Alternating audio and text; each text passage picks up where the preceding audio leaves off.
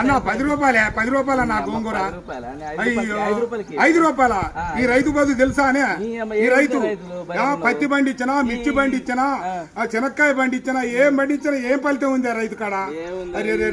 రైతు బాధ తెలుసానే అన్నా? ఇది ఒకటి తెలుసా? రైతు బాధ తెలుసా? నేను పంట పండించిన రైతు పత్తి ఏ ఫలితం లేకుండా రైతునయ్యి పుట్టినాను, రైతునయ్యి పెరిగినాను, రాయినయ్యి నేను పుడితే రంది లేకుంటుందునయ్యా. పత్తి పంట నేను ఏతే మిత్తి కన్నా ఎల్లలే. ఏం బతుకు ఏం బతుకు ఈ రైతు బతుకు చూడరా, ఏం బతుకు ఏం బతుకు. అరే మిర్చి పంట నేను ఏతే ఖర్చులన్నా బూడలే. ఏం బతుకు ఏం బతుకు ఈ రైతు బతుకు, ఈ బతుకు నేను బతుకాను. పల్లెరుగా ఎల్లో పలుగురాల చేనుగాడ పాములు తెల్లల్లా తిరిగి ఎద్దులాగా ఎద్దు నాగి వానగుంటల నీళ్లు దాగి ముళ్ళ కంచాలెక్కి దూకితే గడ్డి మోపే గొంగడాయే పెంటగడ్డే పక్కల ఎత్తుని అమ్మ బతుకు. ఏం బతుకు ఏం బతుకన్నా ఈ రైతు బతుకు ఏం బతుకు?